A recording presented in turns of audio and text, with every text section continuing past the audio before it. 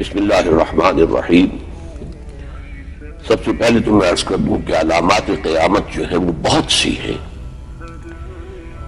شخصیات کے اعتبار سے جیسے حضرت مہدی اور پھر حضرت عیسیٰ کا نزول، میں اس کا آغاز کروں گا خود حضور صلی اللہ علیہ وسلم کی بعثت سے۔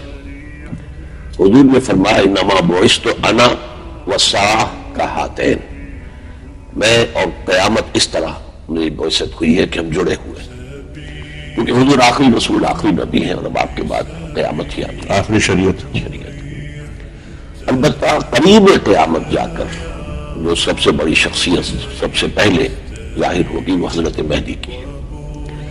حضرت مہدی کا اگرچہ ذکر میرے نزدیک قرآن میں نہیں ہے، اور احادیث کی بھی جو سب سے چوٹی کی کتابیں ہیں صحیح ہے بخاری مسلم ان میں نہیں ہے نام کے ساتھ، البتہ پھر دوسرے درجے کی کتابوں میں کثرت سے ہیں، اور تقریباً مجمع علیہ ہے مسلمانوں کے مابین کی ایک عظیم شخصیت کا ظہور ہوگا۔ فرق صرف یہ ہے کہ اہل تشیع کے نزدیک وہ ان کے 12ویں امام معصوم ہیں جو روپوش ہو گئے تھے، اور اب وہ قیامت کے قریب ظاہر ہوں گے۔ عالم غیبت میں ہے، ہاں، اس میں کسی غار کے اندر کہیں پوشیدہ ہے۔ ٹھیک۔ اہل سنت کے نزدیک وہ اصل میں مجددین کے سلسلے کی آخری کڑی ہوں گے، جیسے کہ حضور نے فرمایا ان اللہ یبعث فی هذه الامہ علی راس کل 100 عام من یجدد لها دینها، ہر صدی کے سرے پر اللہ تعالیٰ ایسی شخصیتوں کو اٹھائے گا جو دین کی تجدید کرے گی۔ تو مجدد کامل کی حیثیت سے، اور میرے نزدیک یہ میری ذاتی رائے ہے کہ 15ویں صدی ہجری کے مجدد جو ہے وہ حضرت مہدی ہوں گے۔ ان کا ظہور عرب میں ہوگا، اور ایک معاملے میں پھر اہل تشیع اور اہل سنت کا اتفاق ہے کہ وہ چھپے ہوئے ہوں گے اور ظاہر ہوں گے، اس لیے کہ حضور نے فرمایا حضرت ام سلمہ رضی اللہ تعالیٰ عنہ سے یہ حدیث ہے کہ ایک خلیفہ یا بادشاہ کے انتقال پر ایک اختلاف رونما ہوگا اور باہمی عرب کے اندر خانہ جنگی ہو جائے گی، تو ایک شخص مدینے سے بھاگ کر مکے میں چھپ جائے گا۔ یہ میں عرض کر رہا ہوں کہ غالباً ان کا خیال ہوگا کہ لوگ میری طرف شاید دیکھیں گے کہ اب یہ میدان میں آئے اور معاملے کو درست کرائیں، اور وہ اس ذمہ داری سے گریز کریں گے، جا کے چھپ جائیں گے۔ پھر وہاں کچھ لوگ جائیں گے، انہیں تلاش کریں گے، اور اگرچہ ان کی آمادگی نہیں ہوگی لیکن لوگ انہیں مجبور کریں گے کہ وہ بیعت قبول کریں، اور اس کے بعد وہاں پر ایک جد و جہد ہوگی، اور وہاں پر وہ ایک اسلامی حکومت کا قیام عمل میں لائیں گے۔ ٹھیک ہے۔ امام مہدی علیہ السلام کا تعلق اہل بیت سے ہو؟ ہاں، اہل بیت سے، حضرت حسن کی نسل سے وہ ہوں گے، اور وہ اہل بیت ہی میں سے ہوں گے، اور البتہ یہ کہ یہ فرق جو ہے میں بیان کر چکا ہوں۔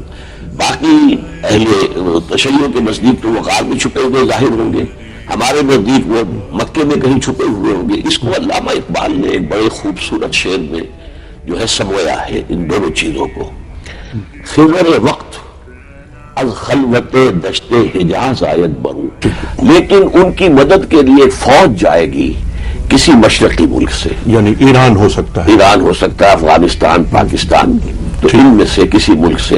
علامہ اقبال اسے وادی سندھ کہہ رہے ہیں۔ اچھا۔ کاروازی وادی دور و دراز، اس لیے کہ یہ سندھ جو ہے یہ در حقیقت نہ صرف پاکستان کو ڈرین کرتا ہے بلکہ افغانستان کے بھی مشرقی تمام دریا اسی میں آ رہے ہیں۔ تو حضرت مہدی جب ایک اسلامی حکومت وہاں قائم کریں گے جن کے لیے کہ مدد آئے گی، یخرج الناس من المشرق یؤطئون للمہدی یعنی سلطانوں، تو اس کے بعد جو ہے یہودی اور یہودی نواز قوتیں جو آج کل کی امریکہ اور یہ لوگ پھر جو ہے میدان میں آئیں گے، اور اس سیلاب کو روکنے کے لیے مشرق وسطیٰ میں جنگ کا بازار گرم کریں گے، اور یہ الملاحم جو ہے پورا باب ہے احادیث کی کتابوں میں، اس میں ایک خاص مرحلے پر دجال کا ظہور ہوگا، جبکہ مسلمان ایک پہلی شکست بہت بڑی کھا کر پھر جب دوبارہ پاسا پلٹنے لگے گا، مسلمانوں کی فتح کا آغاز ہوگا، تو اس وقت خبر اڑے گی دجال ظاہر ہو گیا ہے، تو پھر مسلمان جمع ہوں گے، دمشق میں آئیں گے، اور دجال جو ہے وہاں تک پہنچا ہوا ہوگا۔